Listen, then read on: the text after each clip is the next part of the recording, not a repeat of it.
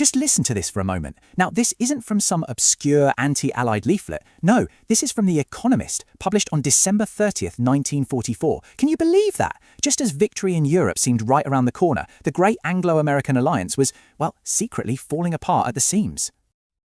So today, we're travelling back to 1945, but we're doing it in a very specific way. We're leaving all our hindsight at the door. We're going to experience this incredible year as it actually happened, through the eyes of journalists who were right there on the ground. And what they saw, what they wrote about, wasn't some simple story of triumph. It was a year of victory, absolutely, but one that was just riddled with profound anxiety. We've broken this down into 4 parts. First, we'll look at the deep cracks that were forming in the Allied coalition. Then, we'll witness the final violent collapse of the Third Reich. After that, we'll walk through the ruins of a defeated Germany. And finally, we'll watch as the victors try to build a new world, even as they were already starting to drift apart themselves. Right, so let's get into it. The year 1945 did not open with some big confident celebration. Far from it. It actually began with frustration, a stalemate on the battlefield, and a surprising amount of bickering behind the scenes. That quote we started with, it came from this very issue. The editors said there was a need for some very plain speaking to act as a safety valve. The relationship wasn't just a bit strained, it was hitting a breaking point over what to do in Greece, in Poland, and a dozen other simmering arguments. I mean, the sheer range of complaints was just staggering. You had American critics accusing Britain of being everything at once, too tough on Russia, then too soft, of not pulling their weight in the fight while somehow also stealing a commercial advantage. And the British, well, they were just sick and tired of what they saw as American hypocrisy, coming from a country that, in their view, sat on the sidelines during the most desperate days of the war. Trust was wearing incredibly thin. And all this political gloominess, it was perfectly mirrored on the battlefield. The new year kicked off not with a final glorious charge, but with a real sense of disappointment. You see, after the breakout from Normandy, pretty much everyone hoped the war would be over by Christmas 44, but the advance just stalled. The German army, which had looked like it was about to completely collapse, had somehow managed to stabilise the front and even launch a huge counterattack in the Ardennes. The Allies were well and truly stuck. And The Economist made this absolutely crucial point. The Allies were actually accidentally helping the enemy. Their political squabbling gave the Nazis hope that the whole coalition might just fall apart. And because the Allies hadn't laid out any clear peace terms, it let Goebbels convince the German people that surrender meant total annihilation. It gave them the most compelling reason to fight on, just to survive. But then, in the spring, everything changed. The deadlock didn't just break, it was utterly shattered in one of the fastest, most violent military collapses in all of history. The speed of it all was just breathtaking. I mean, look at this. On March 7th, the first Allied troops get across the Rhine. By the beginning of April, Allied tanks are just pouring across the German plains. And by the first week of May, it was all over. An entire nation had been overrun in less than 2 months. And the crossing of the Rhine, that was the moment. That was the game changer. It was Germany's last great natural defence. Once the Allies were across, the German military machine just disintegrated. There was nothing left to stop the tide.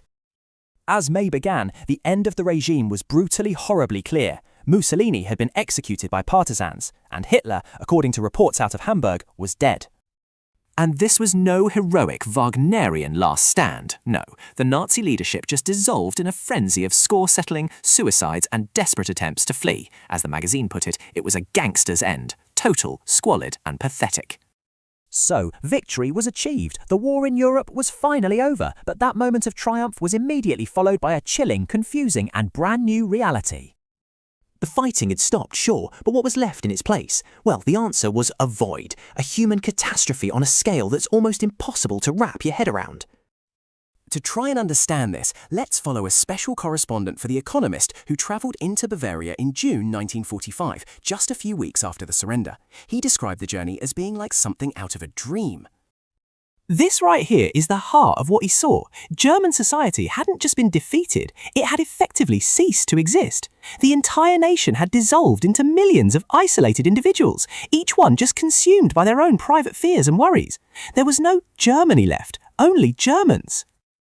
Our correspondent noted 4 key things. First, that feeling of atomization we just talked about. Second, a huge psychological shift where Germans suddenly saw themselves purely as victims, conveniently forgetting their role as accomplices. Third, the roads were just a chaotic torrent of humanity, surrendered soldiers, refugees, liberated slave labourers, camp survivors, and finally, the Allied military government had banned all political activity, creating a total political vacuum.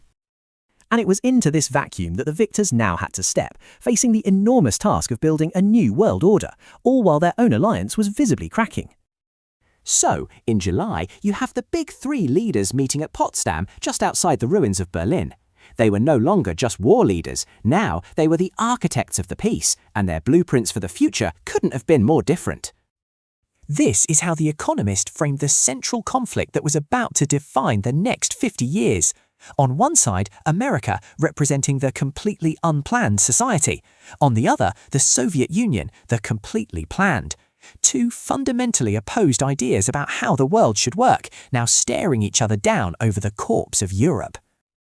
And then, right in the middle of the Potsdam Conference, a political bombshell drops. The results of the British general election come in, and Winston Churchill, the man who embodied the fight against Hitler, was unceremoniously voted out of office. A new Labour government took power, adding yet another layer of uncertainty at this incredibly critical moment. Then, just 2 weeks later, a new and terrible force entered the world stage. The atomic bombs fell on Japan, bringing the Second World War to its final shuddering end. A terrifying new chapter in human history had begun. The war was won, but that victory, delivered by a weapon of unthinkable power, didn't bring peace of mind. It ushered in a whole new age of anxiety, a new set of fears for a world that had only just survived the old ones. The year of victory was also, it turns out, the year the Cold War and the atomic age truly began.